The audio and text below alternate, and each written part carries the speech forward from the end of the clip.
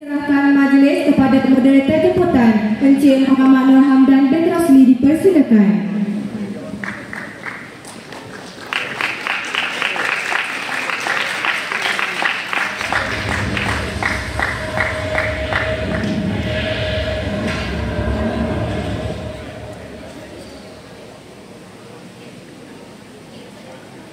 Dalam buku ini terkandung jiwa saya. Walaupun ini merupakan tesis asal kedoktoran saya mengambil 3 tahun lagi melalui proses semakan oleh seorang profesor yang tersohor di Malaysia untuk dimuktamadkan yang diberi nama hubungan Melayu Cina. Tajuk asal penulisan saya ialah pergaduhan Melayu Cina selepas pendudukan Jepun di tanah Melayu. Saya tiada memberikan istilah konflik, saya tiada memberikan istilah kompromi, kerana yang ingin saya utarakan dalam kajian saya ialah pada tahun 1945 Malaya upside down, Malaya upside down, Malaya upside down. Maksudnya pada tahun 1945 Malaya ataupun tanah Melayu berada dalam satu tempoh yang sangat kritikal dalam sejarah Malaysia.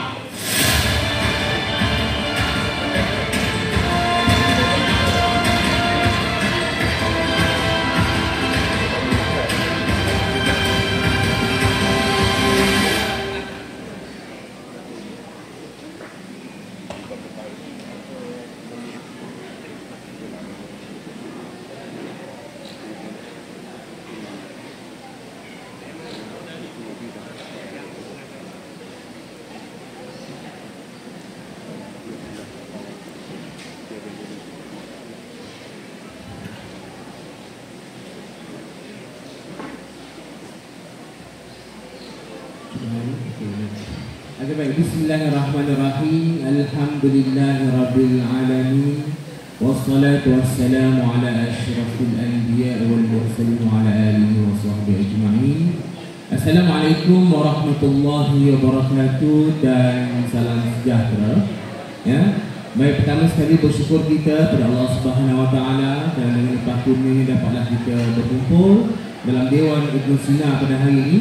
Untuk sama-sama kita jayakan satu program yang saya rasa cukup baik ya, untuk sama-sama kita hayati satu majlis ilmu iaitu program lisensi buku bersempena dengan Hari Terbuka SMK Merapu. Baik, namun sebelum itu cikgu cikgu perkenalkan diri cikgu. Cikgu Muhammad Nur Hamdan bin Rosli yang mengajar dari SMK Seri Bentong. Didatangkan khas oleh kita punya pengarah sana dan juga berhati kan. Ke majlis pada hari ini cikgu sangat berbesar hatilah yang dijemput untuk menjadi moderator bagi lisensi buku yang cikgu rasa cukup buku ini cukup bermakna kepada kita semua ya. Bersama-sama saya pagi ini lah 2 orang profesor pakar dalam bidang sejarah ya, iaitu Profesor Madya Dr. Muhammad Ali Hanifah di sebelah kanan saya, berikan tepukan. Yang merupakan pengurusi program Sarjana Muda Pusat Pengajian Bahasa Tamadun dan Falsafah Universiti Utara Malaysia Sintok Kedah. Manakala di sebelah kiri saya pada hari ini Profesor Madya Dr. Muhammad Kasri bin Saidun, berikan tepukan.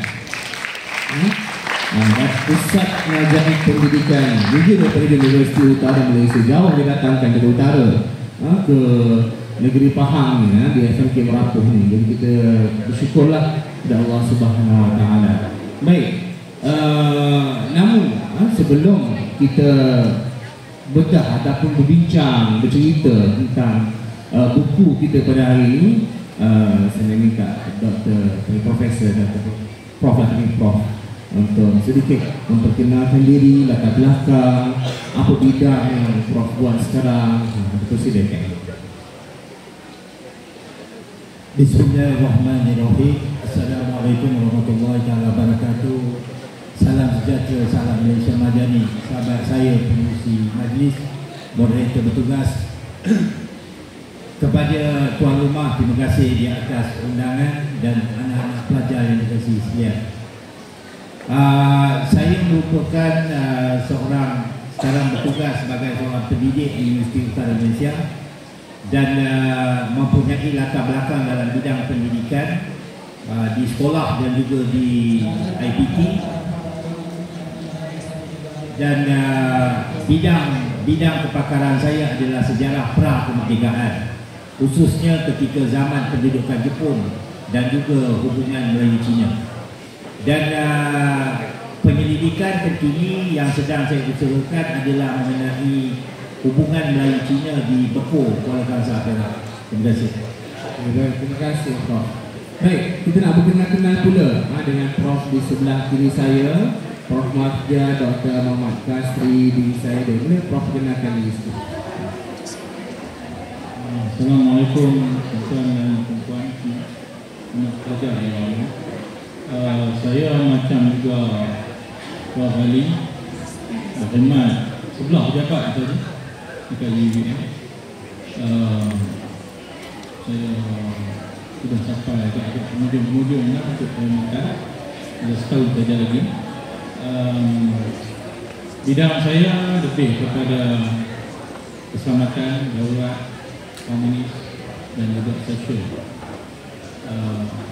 Mengakumi agak luas sikit, dan bagian yang sedang yang saya lakukan sekarang adalah tentang oral history of Kedah. Okey, baik. Terima kasih Prof Mahdia Dr. Kasri. Baik, jadi dalam lisensi buku kita hari ini, kita ada 2 buah buku yang akan kita bincangkan dalam beberapa slot lah. Jadi untuk sesi yang pertama ni kita akan bincangkan terlebih dahulu. Boleh nampak ada slide sebelah. Okey. Buku yang pertama ni daripada Dr. Muhammad Ali Hanifah sendiri yang bertajuk Hubungan Melayu-Cina Selepas Pendudukan Jepun di Tanah Melayu 1945 hingga 1995, Konflik dan Kompromi. Kalau kita tengok pada tajuk ni sendiri pun kita rasa macam tertanya-tanya kan, apa sebenarnya hubungan Melayu-Cina ni? Sebab kalau kita tengok pada waktu kini misalnya, ya, Melayu dan Cina ada jenjang yang Malaysia lah, bilangannya hampir sama kan. Hubungan kita dengan masyarakat Cina baik dan sebagainya. Namun bagaimana pula sebenarnya hubungan ini di saat pendudukan Jepun? Jadi untuk memulakan sesi lisensi, saya minta Prof Muhammad Ali untuk ceritakan sikit latar belakang berkenaan dengan buku doktor ini. Boleh? Dipersilakan. Baik, tajuk yang diberi Hubungan Melayu-Cina Selepas Pendudukan Jepun di Tanah Melayu 45-55, dan istilah yang saya gunakan adalah konflik dan juga kompromi. Dan hubungan Melayu-Cina ini sengaja diletakkan sedemikian tajuknya untuk menggambarkan bahawa dalam tempoh negara kita pada dahulunya digelar sebagai Tanah Melayu, hari ini disebut sebagai Malaysia, kita telah melalui satu tempoh yang sangat kritikal, di mana selepas dari pendudukan Jepun di Tanah Melayu pada masa itu telah bergolak, dan disebabkan sentimen yang telah pun dimainkan oleh pihak tentera Jepun dan juga komunis telah melaga-lagakan penduduk asal Tanah Melayu pada masa itu, iaitu orang Melayu dan juga di antara orang Cina, yang diterjemahkan dalam bentuk konflik yang sangat boleh dikatakan konflik tahun 1945 adalah konflik yang paling besar jika dibandingkan dengan rusuhan kaum pada tahun 1969 yang merujuk kepada 13 Mei. Sidang hadirin sekalian, buku ini sejujurnya berat. Bukan berat disebabkan halaman yang 492. Halaman yang 492 kulitnya berwarna merah, dan apabila penerbit memberikan pilihan kepada saya untuk memilih warna kulit, diberikan beberapa cadangan. Pertamanya berwarna kekuningan, yang kedua berwarna coklat, yang ketiga berwarna merah. Lebih kurang begini colornya.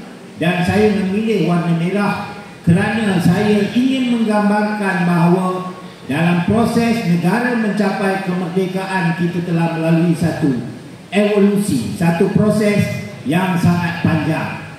Proses yang sangat panjang ini merupakan sebahagian daripada terjemahan bahawa perjuangan kemerdekaan di negara kita ini bukannya diperoleh dengan begitu mudah. Perjuangan kemerdekaan negara kita ini digarap dengan darah dan juga air mata. Dan apa yang ingin saya angkat dalam penulisan buku ini adalah pendekatan yang bercorakkan kepada bottom up ataupun dari bawah ke atas. Yang ingin saya gambarkan bukannya berkaitan dengan raja. Yang ingin saya gambarkan bukannya berkaitan dengan pembesar. Yang ingin saya gambarkan, yang saya ingin ceritakan dalam buku ini, bagaimana sumbangan ulama, bagaimana sumbangan orang biasa, bagaimana sumbangan guru-guru, bagaimana sumbangan pemimpin ketempatan dalam cakna dan mengangkat kembali jiwa merdeka dan diterjemahkan dalam bentuk konflik dan juga kompromi. Dan sengaja diletakkan gambar MPAJA, Malayan People Anti-Japanese Army.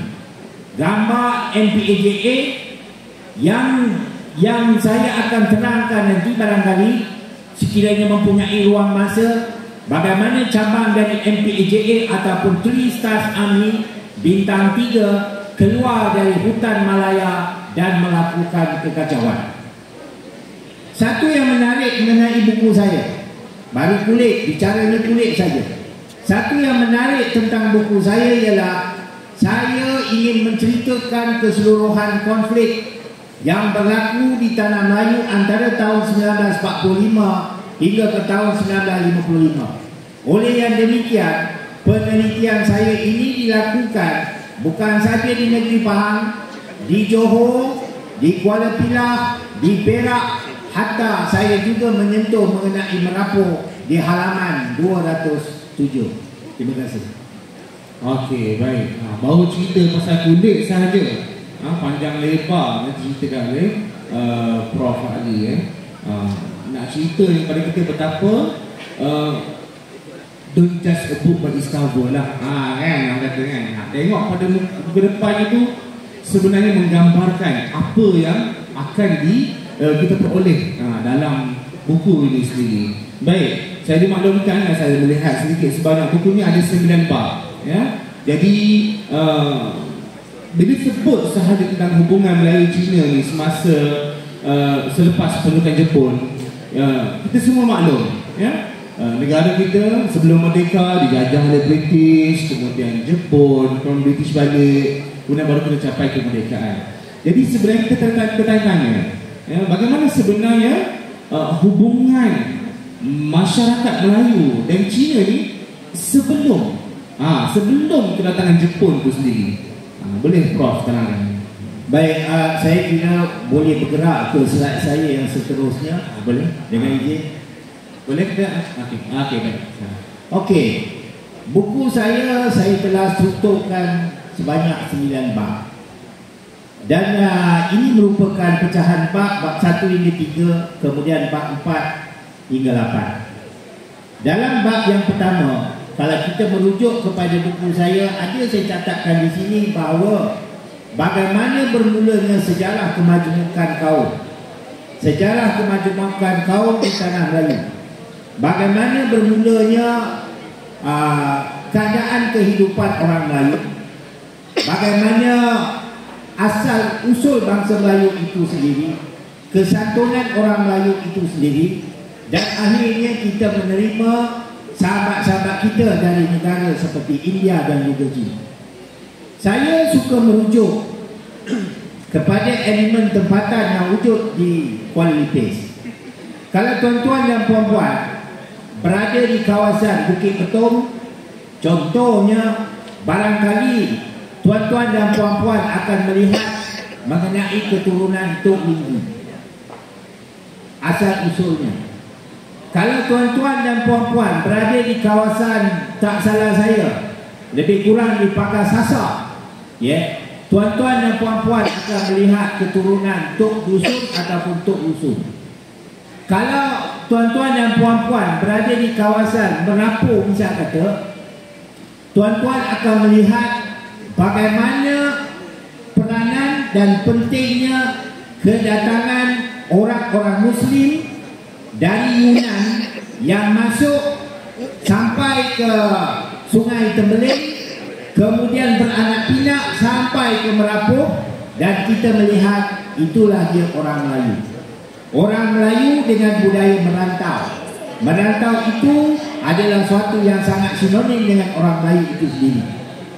Dan kita melihat hubungan yang baik itu akhirnya diterjemahkan dalam bentuk perekonomian sehingga ke zaman pendudukan Jepun. Itu kalau kita melihat dalam bab 1 hingga ke bab 3, saya menceritakan tentang hubungan kaum. Saya menceritakan bagaimana hubungan yang baik ini akhirnya dicalakkan oleh Tengku. Saya akan melihat di situlah, dan saya tinggalkan dulu sini. Okey, baik. Begitulah ya, bagaimana Prof sendiri bercerita tentang bagaimana keadaan di Kuala Lumpur sendiri, bagaimana hubungan kaumnya, bagaimana peranan orang Melayu dalam bidang perekonomian sebelum kedatangan Jepun ke tanah Melayu lah, dalam bab yang pertama. Jadi secara asasnya kita faham bagaimana sikap, bagaimana budaya orang Melayu itu sendiri sepanjang sebelum kedatangan penjajahan Jepun ke tanah Melayu itu. Okey, jadi hubungannya saya kira baik lah masih baik, masih lagi dalam keadaan harmoni dan sebagainya sebab kesantunan orang Melayu.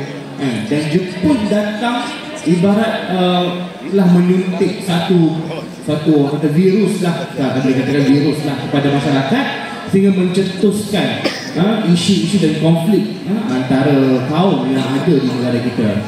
Baik, suka saya untuk kita tengok juga pada bab yang seterusnya diceritakan di sini. Kalau tadi sebelum kedatangan penjajahan Jepun, bagaimana pula hubungan Melayu dan Cina itu sendiri kalau kita tengok semasa apa yang Jepun telah buat kepada orang Cina dan orang Melayu semasa penjajahan mereka. Boleh Prof terangkan sikit? Baik, bahagian ini saya akan detailkan sedikit lah. Saya mohon izin. Tadi saya bercakap bahawa hubungan yang harmoni itu akhirnya tercalar ketika zaman pendudukan Jepun.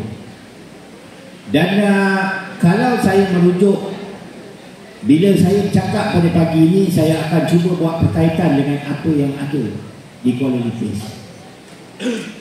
Yang sepatutnya diangkat, saya tidak tahu. Sepatutnya diangkat bila kita bercakap tentang pendudukan Jepun tahun 1941. Bila masuk tentera Jepun ni dari Kota Baru, permulaannya dari Singgora dan Patani masuk ke Kota Baru, ditenggelamkan Prince of Wales dan Repulse di Kuantan. Ini sahabat saya Dr. Kasri adalah individu yang pergi mengambil sebahagian daripada bahan dari Repulse.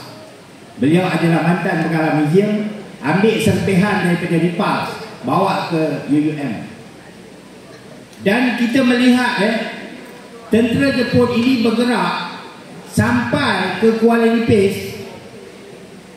Sekolah Menengah Clifford, sebuah bangunan pernah dijadikan sebagai pusat, sebagai bilik tahanan tentera Jepun. Dan dalam penelitian saya mendapati bahawa Kuala Lumpur pernah menjadi pusat transit sekolah pelayaran Shonan ataupun Shonan Nautical School. Failnya ada pada saya. Sebelum dihantar ke Melaka, pemuda-pemuda yang berhampiran termasuk di Kuala Lumpur dikumpul di sekolah Clifford, kemudian dijadikan pusat transit sebelum dihantar untuk direkrut sebagai anak kapal Shonan ataupun Jepun pada masa itu. Bagaimana keadaan. Kalau kita melihat kalau misal kata orang di Kuala Lumpur, orang sebut Kuala Lumpur Kuala Lumpur, kalau kita bertentangan dengan Padang dekat dengan Dewan Residen, Padang itu yang biasanya dibuat expo, itu adalah tempat seksaan tentera Jepun. Itu adalah tempat seksaan tentera Jepun. Cuba orang lebih ni buat kajian, mengapa setiap kali bila ada majlis keramaian pasti hujan. Cuba buat kajian. Ya. Kemudian pada tahun 1941 kita melihat hubungan yang baik ini diterjemahkan dalam bentuk penuh curiga. Penuh curiga. Kalau kita melihat di kawasan Padang Tengku, ada saya nyatakan penelitian saya di Padang Tengku, beberapa insiden yang berkaitan orang Melayu dan juga orang Cina di Padang Tengku. Dan perlu juga saya nyatakan, orang Cina yang saya maksudkan dalam buku ini pada tahun 45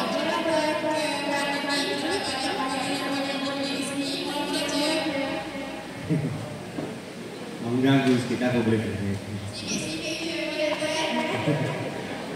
Okay. Orang Cina yang dimaksudkan ketika tempoh peperangan adalah merujuk kepada komunis. Kerana tempoh peperangan 1941 hingga ke 1945, kebanyakan individu yang menganut ataupun mempunyai ideologi komunis adalah orang Cina. Kebetulan pada masa itu. Persoalannya, tidak adakah komunis Melayu, tidak adakah komunis India? Memang ada. Kalau dalam buku saya pun dinyatakan, laluan komunis di antara Ulu Teres, laluan komunis di antara Ulu Teres sampai ke Merapu, ada disebut perinciannya di dalam buku saya.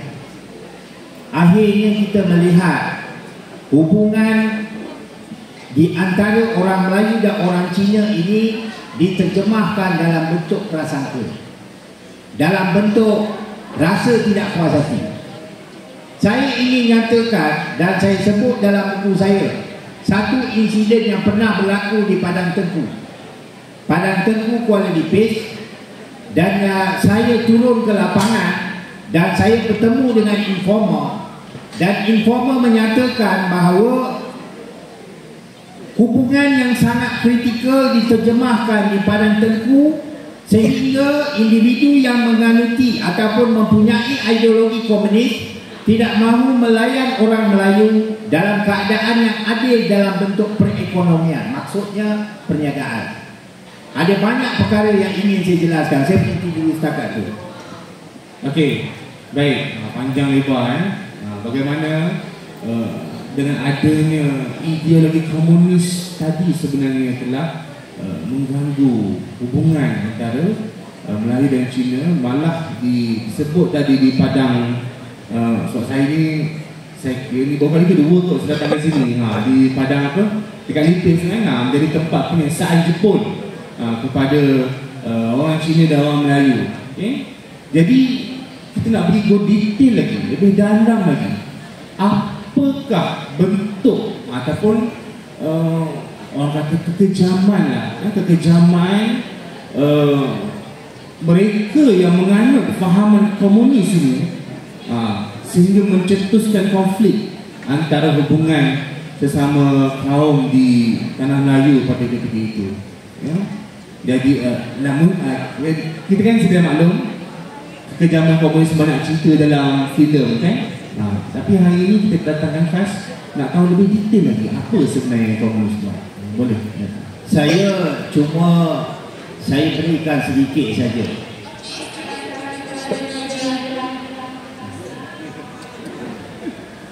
Kalau anak-anak pelajar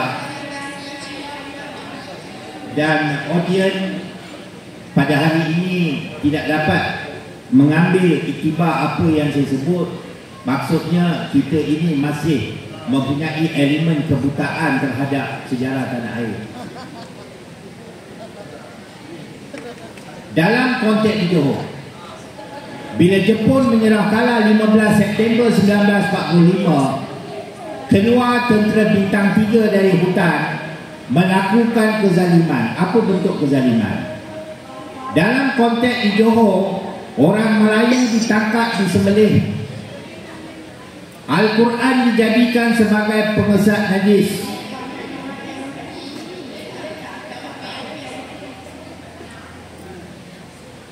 Ada yang ditanam, kepalanya dibiarkan tinggal di atas untuk disepak. Ada yang disembelih hidup-hidup, diberikan makanan kepada hinzir. Bagaimana di Pahang? Di Pahang, di kawasan Kampung Budu dan juga Jerangsang, ada yang ditangkap, badannya dikelar-kelar, dan apabila dijumpai seolah-olah dilumur dengan asam limau. Itu di Jerangsang. Dan bagaimana yang berlaku di Batu Malim, kebangkitan Aki Abu Jamal? Kita melihat pergaduhan yang berlaku di kawasan pasar yang melibatkan orang Melayu dan juga orang Cina. Bagaimana berlaku kebangkitan Tok Pawang Long di Ulu Ceka?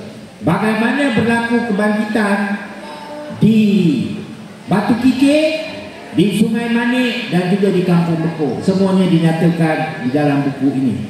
Dan disebabkan faktor masa, saya ulas sedikit saja.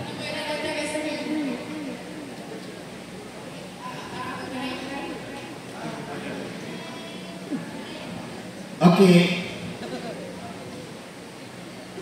Dalam buku ini saya menggunakan satu kaedah yang baru yang dipopularkan oleh Alistair Thomson, iaitu kaedah menggunakan sejarah lisan. Habis saya gunakan wawancara, dan kebanyakan informer yang memberikan maklumat ini sudah tiada. Dalam buku ini saya merekodkan tentang penggunaan kehebatan orang Melayu ketika tahun 45 yang menggunakan ilmu selempang merah, ilmu kebal dan juga ilmu tarikat dalam mempertahankan nyawa dan juga kelangsungan bangsa.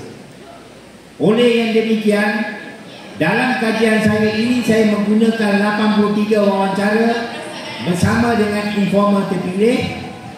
Bahan-bahan kajian ini saya peroleh dari Arkib Negara Malaysia, Arkib Cawangan, dan bahan-bahan kajian yang lain saya ambil sendiri dari Pejabat Tanah Jajahan National Archive di United Kingdom, London.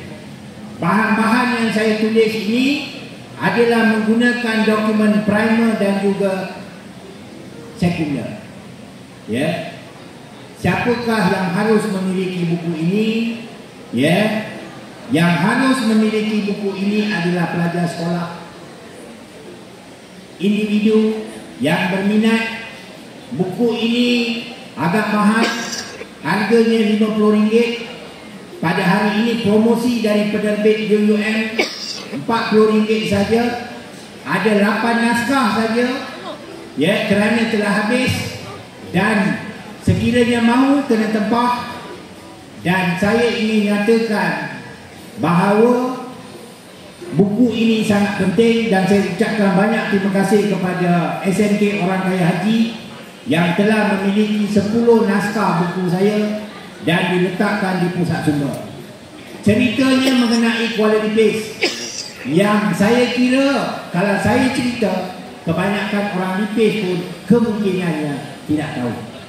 Ini adalah sebahagian daripada anekdot sejarah Malaysia. Wallahualam. Terima kasih. Okey, baik, terima kasih Prof. Ya. Maksudnya pada hari ini, ya, rugilah kalau kita tidak memiliki buku ni. Nak cari dekat internet saya rasa bukan tak jumpa lah. Sebab kaedah yang digunakan oleh Prof dalam keadaan lisan, ya, yang terbaru. Sebelum ni sebab saya juga pelajar yang mengambil jurusan sejarah, Sebelum ni kita kalau nak kaji sejarah kena ada sumber dokumentasi dan sebagainya. Tapi bila sebut saja kaedah lisan ni, hanya orang yang pergi berjumpa sahaja tahu apa yang fakta yang diceritakan. Jadi untuk mengetahui dengan lebih lanjut, buku ni ada dijual di belakang, di gerai belakang penelah. Jadi lepas ni boleh nak pergi tengok. Harga seperti mana yang produk adalah RM40. Kalau tak cukup boleh tempah lah. Saya pun rasa nak memiliki satu lah lepas ni. Sebab benda ni tidak ada di mana-mana. Jadi bertuahlah kita sebelah keluarga SMK Merapoh dapat promosi pula. Jadi lepas ni boleh pergi. Namun sebelum kita ada beberapa slide, okay? Jadi sebelum kita pada slide yang kedua, dengan ini kita bagi peluang dulu kepada penaja daripada LKPP kawasan Merapoh untuk memberikan sumbangan. Encik Muhammad Zaidi bin Morani untuk kita menjemput Tuan Pengetua SMK Merapoh untuk naik ke pentas untuk menerima sumbangan daripada pihak penaja. Dipersilakan.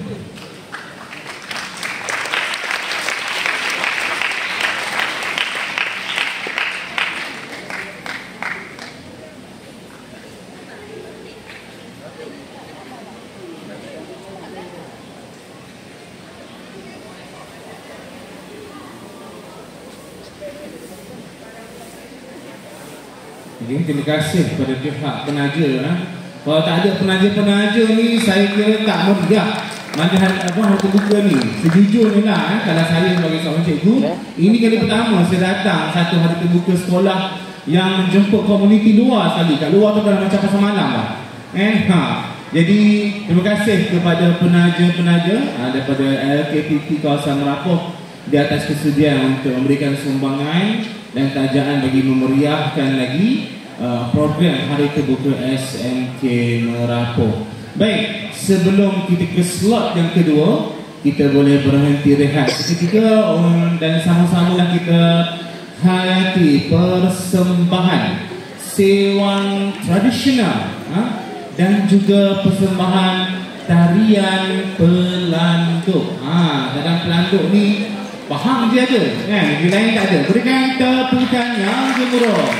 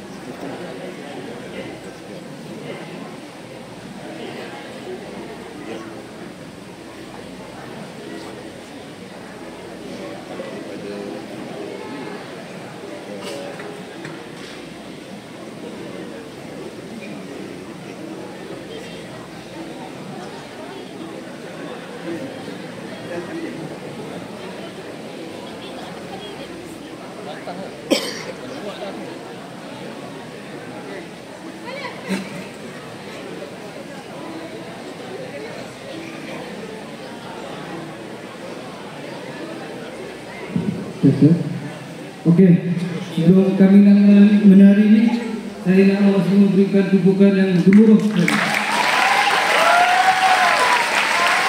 Kerana apa? Kerana ini pertama kali kita orang menari kat sini.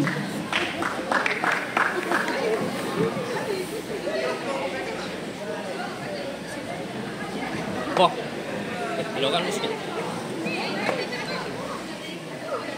Bawa aja dah.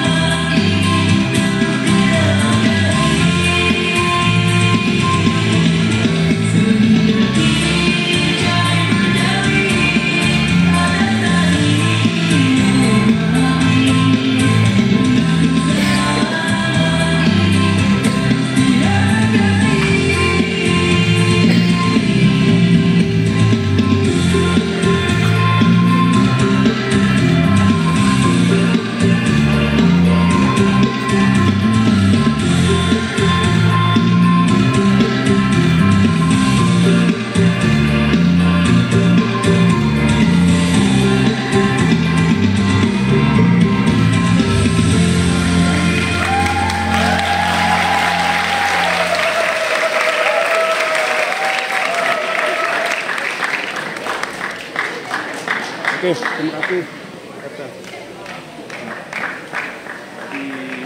dia puji kalau saya juga gitu. Oh, kalau terlepas ya.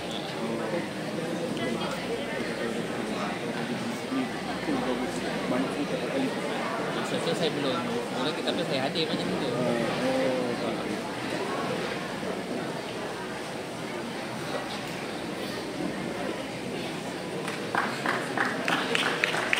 Ini beras ni. Beras ni. Dari yang handuk piring yang untuk mereka. Ini apa tu biru lapis. Tarian piring. Handuk.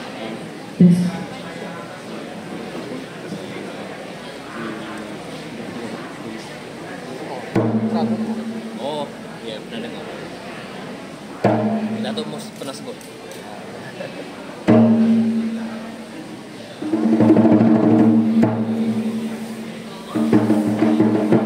Tersebut Al-Kisah ada suatu cerita. Pada zaman dahulu kala ada dua orang pemburu pergi jalan-jalan memburu hutan tebal yang jauh dari kampung halamannya. Diriwayatkan tujuan dua orang ini adalah untuk mencari rezeki daripada hewan-hewan liar yang berada di sekitar belantara itu. Mereka ke sana dengan apa yang ada. Tatkala malam menyising, menanti fajar menjelma tiba, hanya berbekal ilmu di dada, mereka terlena di purnama yang mengulur cahaya. Setelah beberapa lamanya, ketika dua orang pemburu ini sedang berjalan di kawasan hutan, tiba-tiba mereka terdengar suatu bunyi yang aneh dan anak merdu alun rentaknya.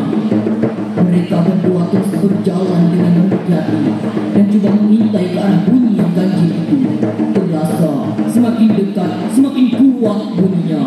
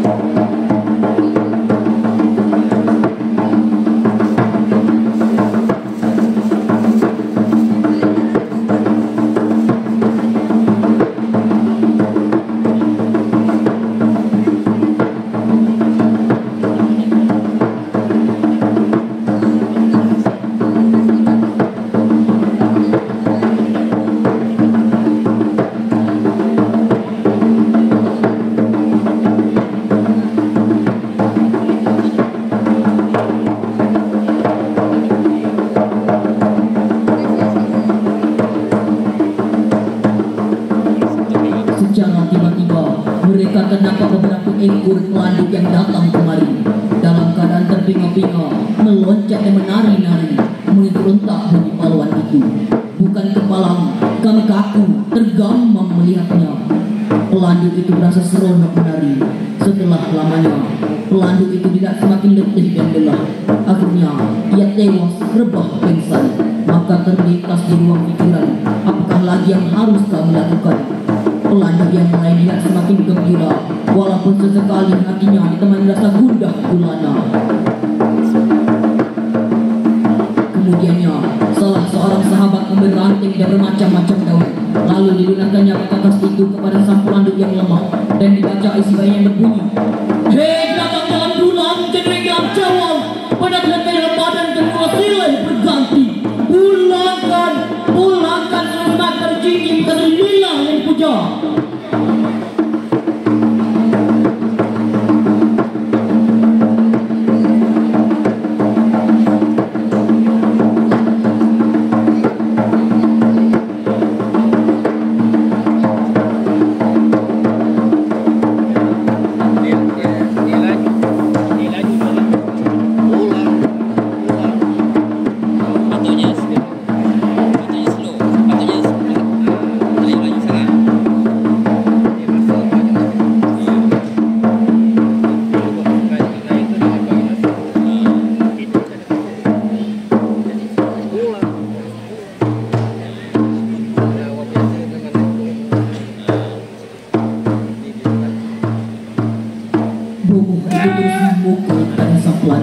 Dari kepala hingga ke kaki dan ke seluruh tubuh badannya sebanyak 3 kali.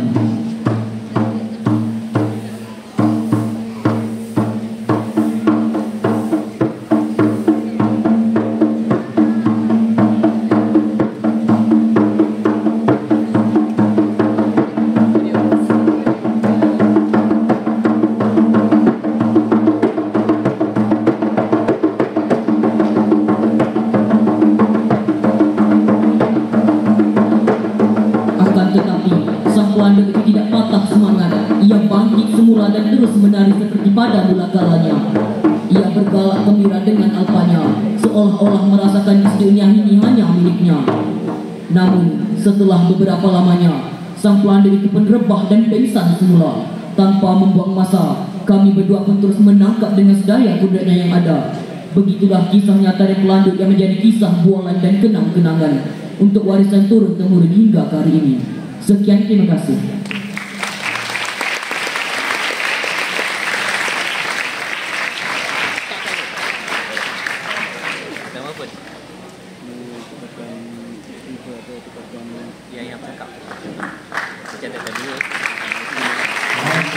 Dari hiburan tadi, persembahan Karen Sewang dan juga Karen Pelando daripada SMK Berapa sendiri, betul? Sekali lagi kita berikan tepukan yang gemuruh. Satu tarian persembahan yang cukup menarik untuk sama-sama kita nikmati. Baik, kita sambung terus slot resensi kita pada slot yang kedua. Ya, kalau sebentar tadi Prof ada bercerita pasal kekejaman komunis, ya. Dalam slot yang kedua ni kita nak tengok bila sebut saja hubungan antara Melayu dengan Cina ataupun dengan kaum lain lah, ya. Biasanya kita bercerita soal komunikasi, biasa kita bercerita soal sosial. Tapi bagaimana pula dari sudut ekonomi? Selepas kedatangan Jepun ke tanah Melayu, dengan ada ideologi komunisnya, dengan kekacauan dan konfliknya, bagaimana keadaan ekonomi yang melibatkan hubungan antara kaum Melayu dan Cina pada ketika itu? Boleh Dr. terangkan sedikit? Baik, saya melihat dua perspektif yang berbeza. Pertamanya, sebelum merdeka, hubungan kaum itu dicorakkan mengikut lokaliti ataupun pertempatan. Dan saya pada pagi ini saya lontarkan satu persoalan. Satu persoalan yang telah pun dinyatakan oleh editor Akhbar Saudara pada tahun 1920-an, di mana dinyatakan hubungan di antara orang Melayu dan juga orang Cina, kadang-kadang penggunaan bahasa dan sebagainya adalah disebabkan oleh ketidakkemampuan orang Melayu itu sendiri mengajar kaum-kaum yang lain, diberikan dalam satu bentuk komunikasi. Tauke berapa harga garam? Maka dijawab, harga garam 5 sen 1 kaki. Maka dijawab oleh orang Melayu dengan menggunakan dialek ataupun perak seolah-olah orang Cina. Kemudian dikritik oleh editor akhbar itu dengan mengatakan bahawa kadang-kadang adalah menjadi kesalahan orang Melayu sebagai majoriti ketidakmampuan untuk mengajar berkomunikasi dengan baik dengan menggunakan laras bahasa yang betul, yang akhirnya orang Cina itu juga yang dipersalahkan. Bukan saya yang bercakap. Komentar itu sudah pun diberikan oleh editor Akhbar Saudara pada tahun 1920-an. Namun dalam konteks kita pada hari ini, keadaan hidup orang Melayu, orang Cina, orang India dalam satu keadaan yang cukup harmoni. Itulah dia keunikan negara kita Malaysia. Allah. Okey, baik. Bagaimana diceritakan akhbar bercerita tentang orang Melayu yang sendiri tidak mengajar orang Cina. Tapi sebenarnya hubungan kita masih lagi baiklah sebelum kedatangan penjajahan Jepun. Saya tertarik untuk lihat pada bab yang kelima. Kalau kita tengok dalam slide ini, bab yang kelima berkenaan dengan tajuk membalas dendam dalam pergaduhan Melayu Cina. Disebut tadi doktor, hubungan Melayu Cina ini baik. Tapi bagaimana boleh wujudnya isu ataupun konflik membalas dendam ini? Fakta pada saat topik bercerita tentang kebencian berteraskan etnik, pembunuhan berteraskan etnik serta perang satu dengan sentimen. Bagaimana boleh tercetusnya isu pembalasan dendam ini sebenarnya? Boleh kita kongsikan dengan kita? Baik, isu membalas dendam ini berlaku apabila wujud satu perasaan ataupun prasangka satu kaum yang lain sudah melebihi satu kaum yang lain, lebih kurang itu. Dan kita melihat isu sedemikian pernah berlaku di negeri Pahang, di Batu Malik, pernah berlaku juga di Kampung Bekor, Kuala Kangsar Perak, di mana di Kampung Bekor, Kuala Kangsar Perak kita melihat sebuah kawasan perkampungan telah pun diserang oleh komunis pada 6 Mac 1946. Kalau mengikut catatan War Office Record, seramai 99 orang telah terkorban pada pagi itu ketika mereka sedang bersiap mengerjakan solat subuh. Wallahualam. Dan kita melihat juga faktor ekonomi juga telah mencetuskan pergaduhan sehingga kemunculan Tok Pawang Noh pada tahun 1948 dengan menggunakan Home Guard membantras komunis di kawasan Ulu Ceka, termasuklah menghala ke kawasan Bentul. Terima kasih. Okey, baik. Okey. Bercerita pasal soalan dendam. Baik. Sedikitlah, sedikit sebelum kita habis untuk bagi buku hubungan dari China ni. Bagaimana pula dengan isu agama? Kan? Sebab kita sudah maklum ni di Tanah Melayu ini, bila mana majoritinya orang Melayu, kita amat dan sangat menganjur tinggi adab Melayu dan agama Islam itu sendiri. Jadi bagaimana sebenarnya konflik yang berlaku dalam hubungan agama Islam terutamanya disebabkan oleh kedatangan komunis ke Tanah Melayu. Sebelum kita berlakulah. Baik, komunis ini tidak mengakui wujudnya Tuhan. Dan akhirnya kita melihat bahawa pencabulan ke atas agama Islam telah menyebabkan orang Melayu bangkit mempertahankan kelangsungan sewaya bangsa. Orang Melayu ni, sebab itu kita lihat teras rukun negara kita, salah satunya adalah kepercayaan kepada Tuhan. Ya, Tuhan itu diletakkan di tempat yang paling tinggi. Bila institusi masjid ataupun rumah ibadat diganggu oleh komunis, orang Melayu disembelih, Quran dijadikan pengesat najis dan sebagainya, orang Melayu bersatu dan menggunakan agama Islam sebagai teras pemersatu dalam membantras komunis pada waktu itu. Dan insyaAllah bab-bab yang berkaitan dengan ulama akan diterangkan oleh Dr. Ghazli. Okey, baik. Terima kasih Dr. Muhammad Ali. Okey, baik. Jadi itulah sedikit sebanyak berkenaan dengan buku hubungan Melayu Cina selepas kedatangan Jepun. Kenapa saya sebut ataupun tanya berkenaan dengan agama tadi? Sebab kita nak lompat ataupun kita nak teruskan kepada buku yang kedua yang ada di tangan saya ini, sentingan daripada Dr. Muhammad Kasri bin Saidun. Boleh juruteknik buka PowerPoint berkenaan dengan buku yang kedua kita pada ini. Ini buku ulama Kedah volume lah kan. Maksudnya dah ada volume pertama.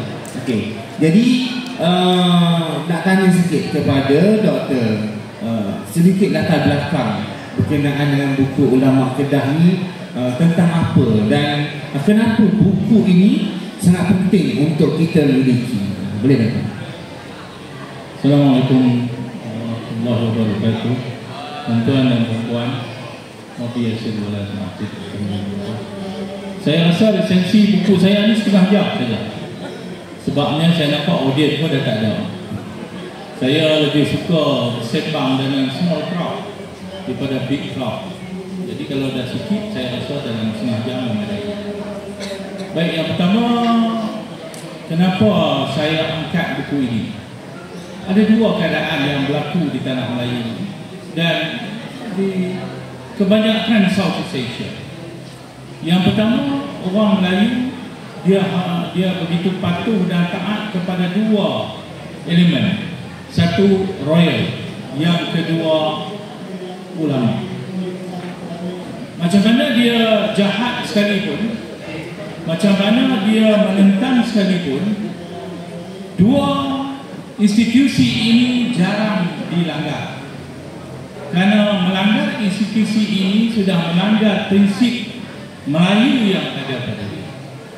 Dan sejarah membuktikan kita daripada zaman di mana politik itu sudah masuk. Politik orang Melayu ni dia masuk bukan sebelum keputusan membuat politik bagi orang Melayu ni hanyalah selepas tahun 1800 dan juga pelibatan aktif dia 19 lebih, dan dia menyatakan dengan perasaan dia tahun 1946. Jadi peranan ulama itu sangat penting, sangat jelas, tetapi tenggelam kerana ketokohan dia bersifat ulama. Orang agama ni dia tak mau angkat diri sangat, tak cerita banyak sangat, dan akhirnya tenggelam. Tengku Deraman, orang yang begitu rapat dengan ulama. Tak kata Tengku lah, semua orang daripada institusi istana ni sebenarnya mereka rapat dengan ulama. Apabila nak diputuskan tentang kemerdekaan, Tengku berjumpa dengan Datuk kepada Tun Abdullah Ahmad Badawi, Syekh Abdullah Fahim. Syekh Abdullah Fahim ni seorang ulama yang besar lah, dia seorang perai sedap kesini. Dan minta pada tarikh, dan Abdullah Fahim kata, ku patik bagi 2 tarikh, termasuk 31 Ogos. Dan Tengku pilih 31 Ogos. Tapi Abdullah Fahim cakap pada masa itu, ku hanya boleh pakai nama Persekutuan Tanah Melayu ni sampai tahun 63 saja. Tengku pun heran, aku tanya apa siapa? Tak apalah, dia kata selepas itu terpulang pada Tengku lah nak pakai nama apa tu. Rupanya mungkin ada elemen dia dah nampak. Baik, saya ambil buku ini, dan sebelum tu bila saya tengok banyak budak sekolah yang mengurang dan tinggal sikit lah sebelum pupus lagi, saya teringat tentang kebudimanan yang kita orang Melayu ini terasuh oleh agama ataupun sistem ilmu kita dan budaya.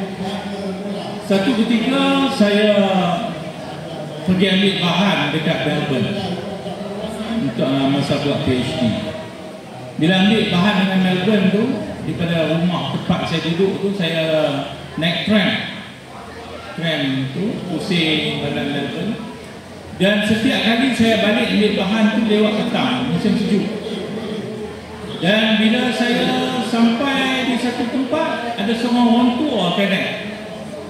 Setiap dia kedai, dan saya tengok dia tak berhenti mana-mana pun, tapi dia duduk dalam tram tu, pemerhati keluar habis.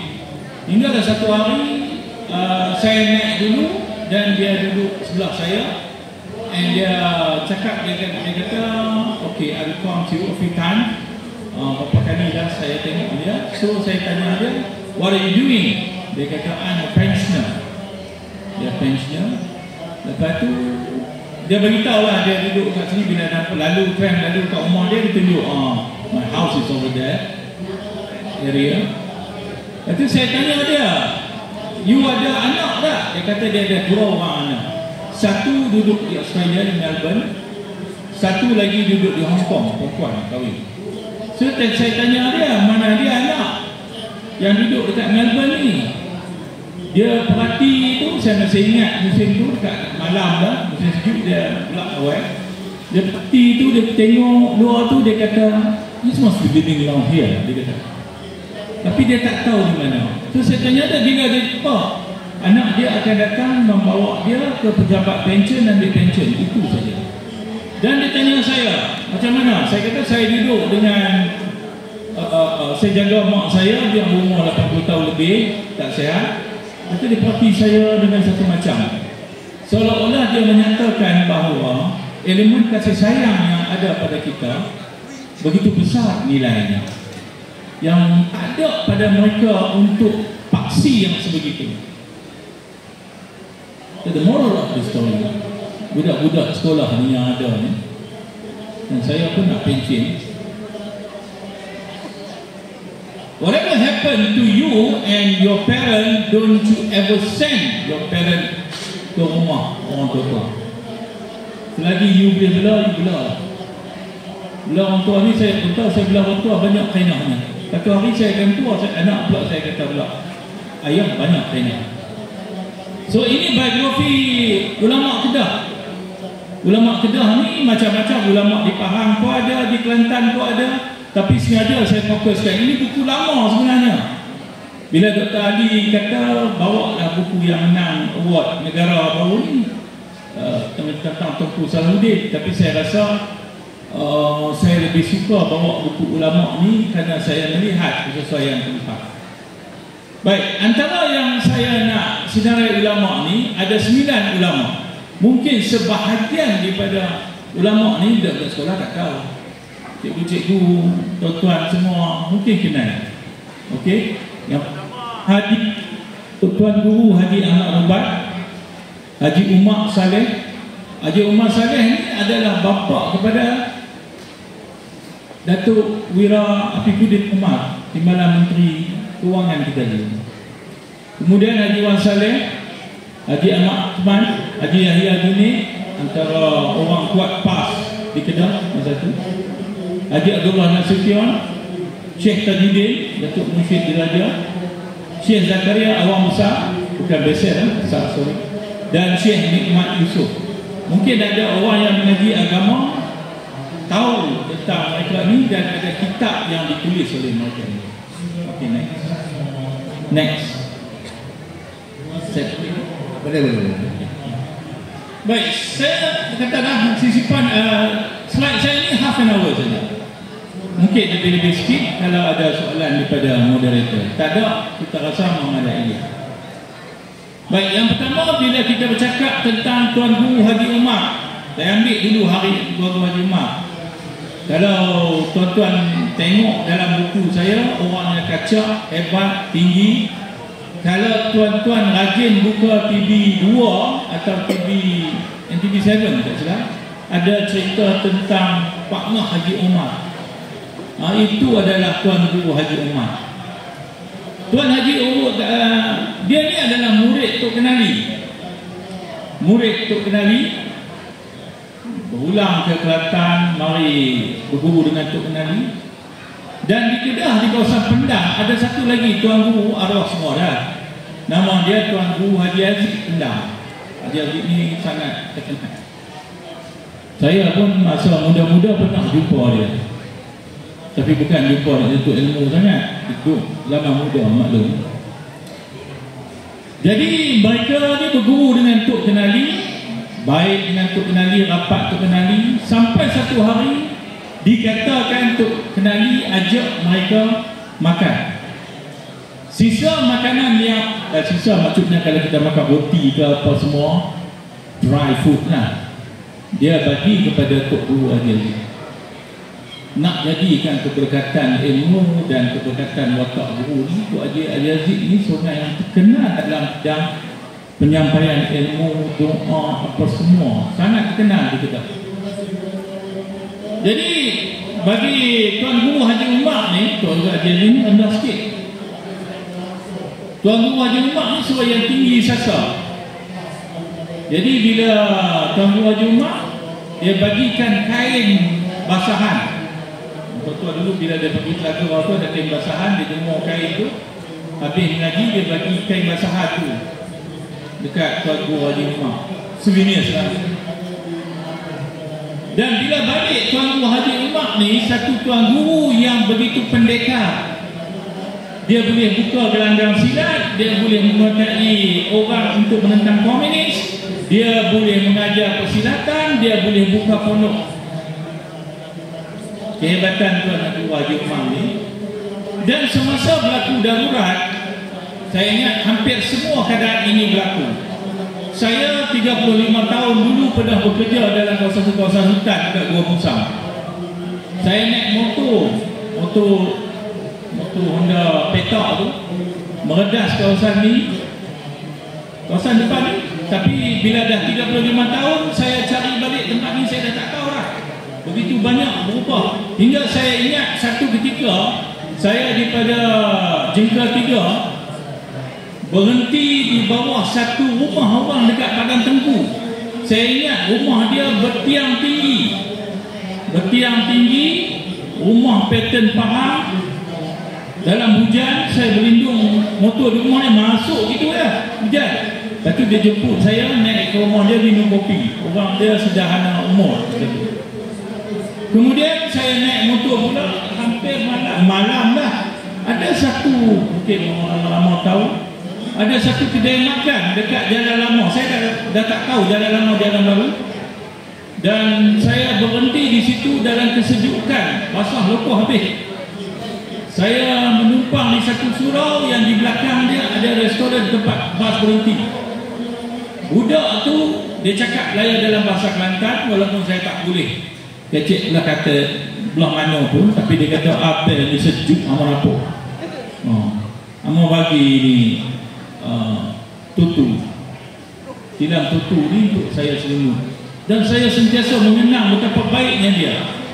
Tapi itulah kali pertama dan kali terakhir saya jumpa dia. Kalau saya ni seorang presiden, mungkin saya pergi pingat dekat dia, mengenangkan. Saya cuba cari balik tadi, tapi saya tak tahu lah. Perubahan 35 tahun begitu cepat. Baik, Tuan Guru Haji Umar ni dia buat modernisasi kepada pondok. Apabila di Kedah ni, the old tradition of pondok zaman dulu, orang hendaklah bercukur rambut, botak, pakai piyah, lepas itu pakai kain, tak boleh pakai seluar petala, seluar ni di Kedah pun macam tu. Tapi dia mengubah dengan cara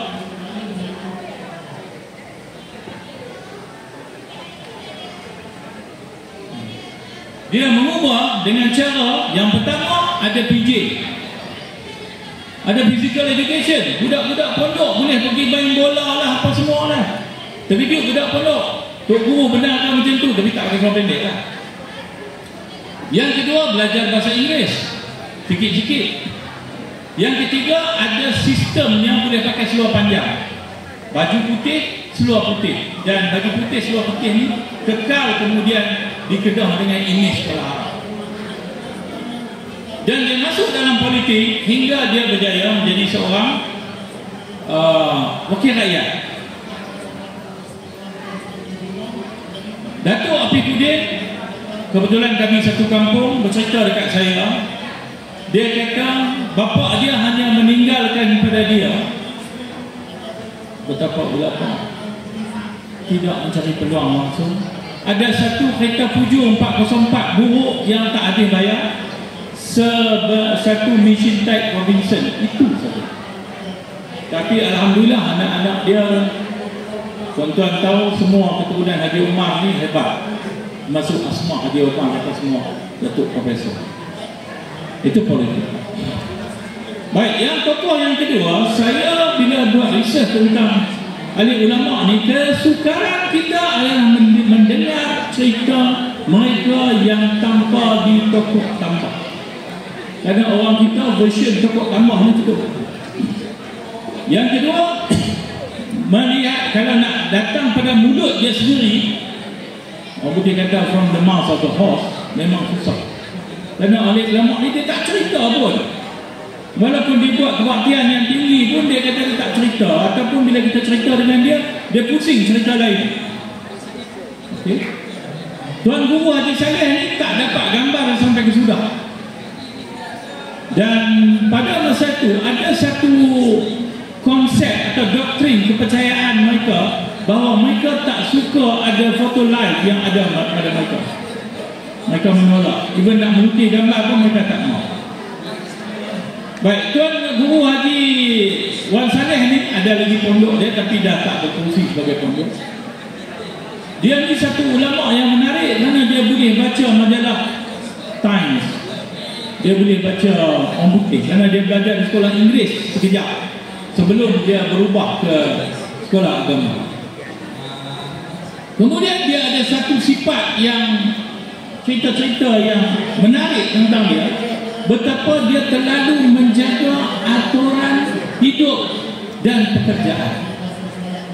Kemahiran dia adalah menyembelih. Bila musim korban ni, sembelih binatang. Sembelih binatang. Satu hari dia sembelih, dia duduk dekat Gitra, so dia sembelih dekat Janglun. Dia kurang dalam 15-20 tahun. Bila dia pergi dekat Janglun dia sembelih, Masa dia nak balik tu, dia naik motor, ada kerengga dekat baju dia. Dia dah sampai dah kawasan Ditra, baru dia realise kata ada satu kerengga dekat baju dia. Dia kola motor tu balik 20 km, 15 km pergi hantar balik ke Keluar. Yang ni satu benda yang saya ingat kita tak boleh buat lah. Macam tu. Sebab saya ingat masa saya sekolah pun buku library pun ada lagi saya tempat. Okey, yang kedua, bila projek pengairan padi dibuat oleh satu badan kerajaan dipanggil MADA. Nak buat padi 2 kali setahun. Sungai Mada itu, terusan itu melalui kawasan pondok dia. Jadi dia pergi pejabat Mada, dia beritahu kata dia minta kebenaran supaya air terusan yang melalui kawasan itu boleh digunakan oleh budak pondok dia untuk mandi dan ambil air semalam. Kita tak pernah terfikir pula sungai yang orang korek kerajaan depan rumah kita nak pergi minta ke kerajaan. Pasal kita kata itu adalah responsibility of the government. Tapi dia begitu luhur dan dia minta. Baik. Yang ketiga, kita jumpa Tuan Guru Syekh Tajuddin Meleleh. Yang ini ada gambar, ada satu filem Cinta Madinah yang dilakonkan oleh orang Pak kita, iaitu Datuk Salimah. Dia menceritakan juga sebahagian daripada elemen yang ada di pondok pengajian di Kedah. Dia ni adalah keturunan Syekh Jarum. Keturunan Syekh Jarum ini adalah guru kepada Sultan Abdul Hamid Kedah, datuk kepada Sultan sekarang. Syekh Jarum ni ulama yang sangat halusi, ada banyak version tentang dia ni. Kenapa dinamakan Al-Jarumi ni? Ada orang kata ada tempat nama di Petani Thailand tu, ada tempat nama sebegitu. Dan ada orang kata Al-Jarumi kerana dia halus membuat keputusan, sehingga dalam tahun 1910 lebih kurang macam tu, sudah ada ura-ura di Kedah ni nak wujudkan undang-undang syariah, something like wujud. Dan orang pada masa itu sudah berlaku kontra penyerapan undang-undang kolonial, British rule nak masuk traditional rule, dan traditional rule tu nak adapt dan kepada hudud. So dia akan jadi banyak influence Islam akan masuk. Okay. Orang kita ni bila cakap hudud ni dia bayang betul tangan tak ada lain. Pemahaman kita begitu cetek tentang perkara macam tu. Bila orang tanya tentang Syekh Jarum, tu Syekh, bolehkah kalau kita buat undang-undang hudud? Dia kata pasal tak boleh. Tapi satu soalan kita kena jawab. Macam mana kalau kita hadapan tubuh kita? Adakah kita sanggup buat macam tu? Satu soalan yang dia bagi saya, dia perlukan tarbiyah, asuhan, pendidikan, ini kamak di seluruh. Mungkin dia nampak di segitulah. Wallah. Baik, Syekh Tajuddin ni yang menariknya sebab dia buka sekolah pondok, dia sangat tegas. Hingga satu cerita yang diceritakan orang, dan yang mencerita itu pun keturunan dia pada saya. Di Kedah ni banyak sawah padi. 35 tahun dulu saya lalu kawasan Mela, Bentar. Saya sembang dengan turun kanan tadi. Saya kata 35 tahun dulu saya lalu, saya jumpa sawah padi. Tapi dia kata sekarang dah tak ada. Lepas tu, bila zaman dulu, bila dah habis musim bersawah, maka orang akan pergi kutip zakat. Pada masa tu kutip zakat ni pakai basikal. Kalau di Kedah ni dalam bahasa Kedah yang panggil generator. Kalau basikal, kalau bahasa lain dia panggil basikal lori yang ada carrier besar. Bawa budak-budak. So dia pun kau duduk sini lah. Dengan 2-3 orang anak murid dia pergilah ke dalam kawasan sawahan padi. Kawasan sawah padi ni luar Kedah ni, jalan-jalan. Pada masa itu berlaku group of robbery, penyamun berkumpulan. Dan penyamun berkumpulan ni Piramli dah tunjuk dah dalam filem Alibaba Bujang Lapuk. That is the group robbery. Bila dah pergi dah jalan ambil zakat, sampailah hari malam. Dulu jauh. Bila malam ada satu grup penyamun samun dia. Maka grup penyamun itu pun bawalah Syekh ni pergi rumah kita penyamun. Bila saya study tadi, saya tahu siapa penyamun itu sendiri. Tapi tak seronok lah kan. Bila dah pergi kena ketua penyamun cakap dalam saya subtitle bahasa Kedah orang. Hampa bawa siapa ni? Ni bawa orang bawa padi ke tak? Ni hampa tahu tak siapa dia yang bawa hampa tangkap ni? Hampa sambung ni Tok Guru dia kata. Jadi the whole group of penyamun tu respect Tok Guru. Boleh naik jemput naik Tok Guru bertarbiah lah dia bergerak sampai waktu subuh Tok Guru boleh mengimamkan sekumpulan punya anak. Dan akhirnya dah habis makan pagi dah apa semua, Tok Guru pun bergerak nak balik. Grup penyamun 4-5 orang ni escort Tok Guru. Dan Tok Guru kata pula saya dah selamat dah, tak payah escort lah. Dia kata kami ikut kerana takut penyamun lain sambung Tok Guru. Itu saya kata trust kita kepada raja, trust kita pada ulama ni adalah trust jati diri kita bangsa Melayu. Dan kerana trust inilah kita boleh tackle semua masalah. Even komunik nak masuk macam Dr. Ali study pun tak boleh masuk kerana kita ada trust, iaitu bangsa Melayu. That is why selepas 13 Mei kita wujudkan rukun negara, the first thing and foremost kita angkat adalah kepercayaan kepada Tuhan. Lain langsung dengan komunis yang etis. Saya orang buat kajian komunis, merantau banyak tempat, berada di Sultan Thai, jumpa dengan komunis, dan pemikiran mereka macam mana hebat mereka bercakap pun, akhirnya mereka tetap menjanjungi falsafah komunis. Dari satu buku nama Red Book, Chairman Mao, dia akan pegang yang itu. Walaupun dia Melayu, walaupun dia sembahyang, tapi trust dia adalah Chairman Mao. Ini satu benda yang ghalat bagi kita, kerana doktrin itu begitu mengukuh, menyuntik, bukan ke hati dia, malah ke fikiran dia apa semua.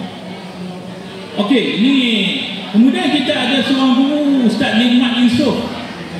Mungkin orang sastra dipahami akan kenal dia. Dia seorang guru, orang kuat adib, orang yang melibatkan sastra Islam. Dia orang boleh buat puisi. Tak ramai orang boleh buat puisi. Dan kalau buat pun tak dinyatakan. Antara keluarga diraja Kedah yang buat puisi ini adalah Sultan Muhammad Jiwa dan Sultan Ahmad Tajuddin. Sultan Ahmad Tajuddin ini apabila saja Kedah diserang oleh Siam, British pandai, dia tak mau ada konflik Kedah di diri dia dengan Thailand, dia bawa pergi duduk di Melaka. Melaka negeri British. Dia tulis satu tajuk, nama dia Syair Sultan Maulana. Betapa Syair Duka Neskapa. Betapa dia begitu duka Neskapa, dan dia katakan kita ingin balik ke negeri kita, ambil balik negeri, kerana sesiapa pun, jangankan negeri diambil orang, kalau kebun diambil orang pun kita nak kembali. Betapa perjuangan mereka. Seorang lagi adalah Syair Sultan Maulana. Dia ceritakan tentang betapa pentingnya ilmu. So elemen sastra ni tak pernah di-dig up, tak pernah. Orang-orang alim ni tak, dia juga menulis kiasan, puisi banyak, tapi kita tak dig up. Kerana malangnya di Malaysia ni, kita buat sambutan Hari Merdeka ni macam kita buat suruh. Boleh tu ya kita buat suruhnya. Boleh satu, boleh dua, tak buat. Kalau kita tanya bila kita buat suruhnya, tak masuk boleh lagi nak buat kan. Dia pasal kita punya mindset macam tu. Adakah kita bendera bulan 1, bulan 2? Tak ada. Bendera kita akan rebut macam roti kirai macam tu. Kalau tuan-tuan pergi ke Indonesia saya tak pasti dengar. Thailand, tuan-tuan tidak akan jumpa bendera rebut macam tu. Okey. Kemudian ada Tuan Guru Abbas Nasution. Abbas Nasution ni kerana dia adalah orang yang bergerakkan Malay Union dengan secara memahami dalam konteks pemikiran orang. Orang kita dulu kita tak bercakap soal parti kerana parti adalah keputusan pembesar-pembesar. Kita di followers. Sebab tu dalam kita tengok dalam sejarah Pahang tu, penggerak-penggeraknya adalah pemimpin dan kita yang di bawahnya mematuhi dan taat kepada kepemimpinan. Baik, bila berlaku Melayu ini, satu bantahan nak dibuat di Al-Ustaz, dan pada masa itu orang Kedah ni tak faham lagi tentang Melayu ini. What will happen kalau kita terima Melayu ini? Dan apa yang berlaku kesannya terhadap kita orang Melayu, kesultanan, bahasa, agama and all that. So Abdullah Nasution ni dia beritahu pergi tuntut dulu harga padi. Rupanya dia mengambil trust ekonomi kita dahulu sebagai penguat.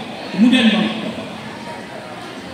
Baik, satu lagi watak Haji Mak Robat. Haji Mak Robat ni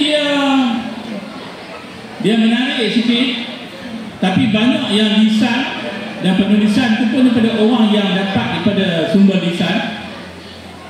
Dia ni orang yang simple, tapi ditakuti oleh gangster penyamun pada masa itu. Orang sedang tunjuk kehebatan masing-masing, mungkin bersilat ke apa, atau orang tunjukkan hebatnya nak lawan orang pemerintah tempatan. Dia mengajar di pondok tu, orang mengamuk di luar. Dia kata dekat anak murid dia, awang pergi tumbuk Ustaz, batang pokok pinang, aku nak makan buah pinang, tak payah kait. Anak murid dia pergi tumbuk saja, buah tu buah. Kadang-kadang cerita macam ni, kita tak boleh nak pegang 100%. Tapi dalam cerita, bila kita berasaskan kepada cerita lisan, inilah yang akan timbul. Macam mana satu hari penyamun datang rumah, nak berulang, dia kata tak ada ulang apa. Dia kata, kita tengok dalam tong bawah tu ada paku main, kita ambil berulang. Mungkin cerita ni exaggerate. Orang Melayu dia suka exaggerate. Kalau tak exaggerate, takkan timbul cerita-cerita yang ada raja bersiul makan orang apa semua. Dia mesti exaggerate. Tidak, tak menarik lah cerita. Okey, Tuan Guru Haji Ahmad Rasman, menariknya pasal dia ni buat satu pondok. Dalam pondok tu ada pengakak. Tak pernah ada orang buat scouting. Dia buat pengakak, dia buat sign rumah tangga kepada budak-budak pondok, kerana dia nak menyediakan budak-budak pondok perempuan sebagai ibu yang baik. Dulu ni kalau di Kedah ni, kalau orang mengaji pondok ni, bila lulusan pondok, masa tu bukan ada Pak Senawi ke apa, sijil Arab Mesir, apa tak ada lagi. Orang akan kata lebay naik nyok, lebay yang memanjat kelapa naik nyok. Jadi kalau kita kata dia tu lebay mana, tak ada apa tu, lebay naik nyok ya. Maksudnya lebay pondok-pondok. Jadi dia nampak keadaan macam mana nak mengangkat disiplin atau nilai pada masa itu dengan dimasukkan elemen-elemen. Dikatakan semasa komunis mengepung kampung dia pun beberapa kali di sebelah Kodian, apabila komunis nak kepung, tak boleh kepung juga, kerana apabila nak masuk saja kawasan kebun getah itu tiba-tiba jadi laut. Yang ni pun saya tak berpegang sangat, semua saya ambil sebahagian daripada cerita-cerita yang membawa masuk begitu. Kerana kita cerita macam ni, bila kita strukturkan kepada pendisiplinan sejarah, ianya question. Tapi kita ambil ini biografi berdasarkan orang cerita. Kemudian Pak Yah Junid, yang ni semua orang tahu, dia ada pondok, dia kuat PAS, dia juga menentang Melayu Union. Dan seorang lagi ulama yang orang besar yang pernah bagi ucapan di radio apa semua, saya pun ikut juga dulu. Dia ni orang yang hebat, dan antara karangan yang hebat mungkin di pondok-pondok kita, surau-surau kita masih ada, adalah karangan Sifat 20. So inilah buku dan sisipan cerita yang ada dalam buku itu yang saya sunting daripada various writers. beberapa orang penulis. Dia ada buku ulama 1, ulama 2 untuk mengangkat ulama di Kedah. Tapi cerita ni adalah cerita yang tak pernah publik, dan sejarah ni sebenarnya bukan subjek mati, kerana selagi mana kita hidup, sejarah itu dikaji, dinilai, dilihat sebagainya.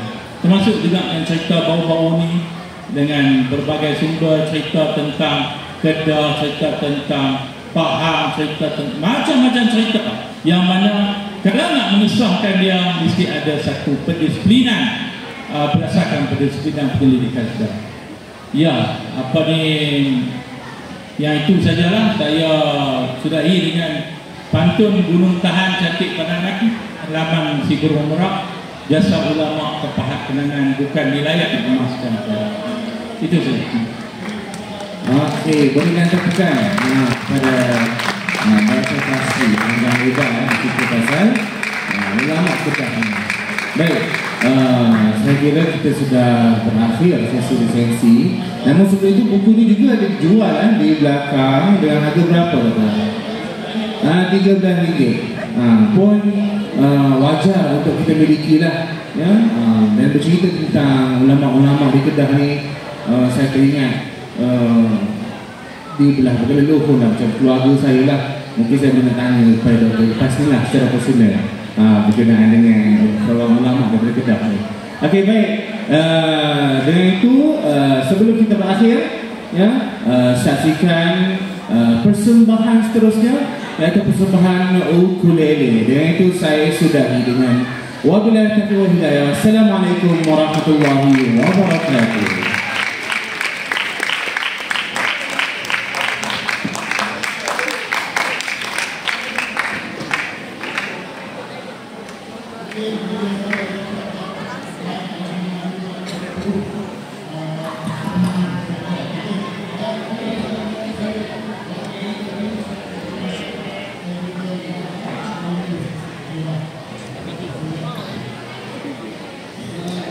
Jauh pasti depan. Belum tak cakap kalau masuk ke negara. Kau driver dia minum tak lah. Minum tu. Bila kata nanti dia tak ada.